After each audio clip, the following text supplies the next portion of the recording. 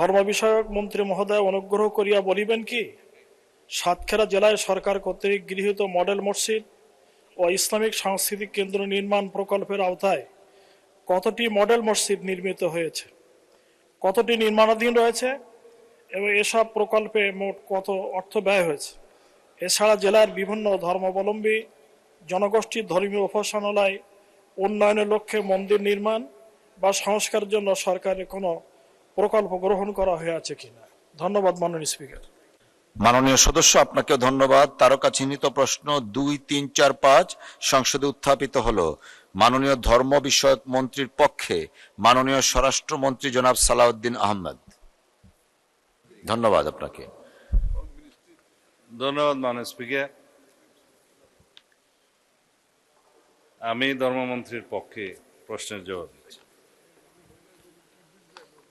মাননীয় সদস্যকে ধন্যবাদ জানাই।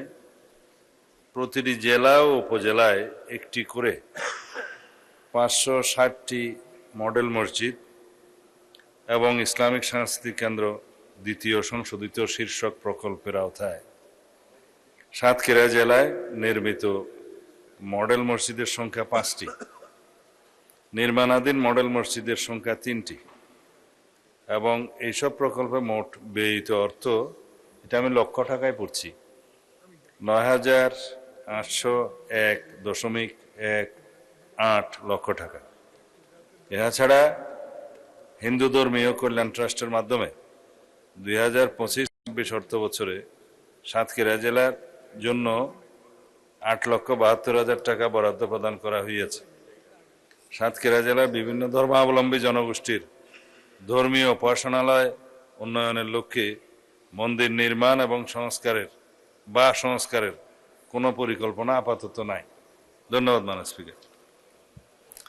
মাননীয় মন্ত্রী, আপনাকেও ধন্যবাদ। মাননীয় সদস্য জনাব মোহাম্মদ আব্দুল খালেক একটি সম্পূরক প্রশ্ন করতে পারেন। ধন্যবাদ আপনাকে।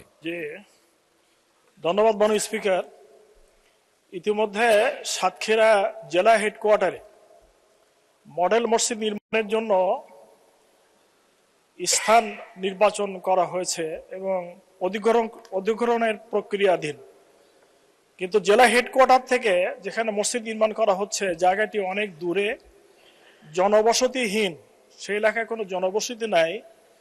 এই জন্য সাতক্ষীরাবাসীর দাবি হলো মডেল মসজিদটি যেখানে করার জন্য পরিকল্পনা গ্রহণ করা হয়েছে সাতক্ষীরা শহর থেকে 3 কিলোমিটার দূরে, সেখানে জনগণ থাকবে না এবং সেখানে মসজিদ চলবে না। এই জন্য আমার প্রশ্ন হলো যে মসজিদটি এই দূরবর্তী এলাকা থেকে জেলা হেডকোয়ার্টারে অর্থাৎ জেলার প্রাণকেন্দ্রে স্থাপন করার জন্য কোনো পরিকল্পনা গ্রহণ করবেন কিনা মাননীয় মন্ত্রী। ধন্যবাদ মাননীয় স্পিকার। ধন্যবাদ মাননীয় সদস্য। মাননীয় মন্ত্রী। ধন্যবাদ মাননীয় স্পিকার। আগের উত্তরেই বলেছি যে সাতক্ষীরা 2 নির্বাচনী এলাকায় এই প্রকল্পের আওতায় 3টি মডেল মসজিদ আছে। জেলা মডেল মসজিদের জমি পাওয়া যায়নি, মাননীয় সদস্য যা বলেছেন। সদর উপজেলা মডেল মসজিদের নির্মাণ কাজ চলমান এবং দেবহাটা মসজিদের উদ্বোধন করা হয়েছে। মাননীয় সদস্য যেটা